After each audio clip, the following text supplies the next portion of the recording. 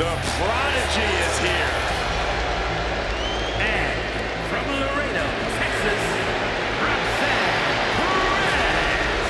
Look, I love the story of how she would get on a Greyhound bus in her teenage years to take a 5-hour trip from Laredo to Houston just to train in your school. Yes, indeed. That showed me a whole lot about Roxanne Perez, that, she's not here just to take part in this business. She's here to take over. She's here to take over.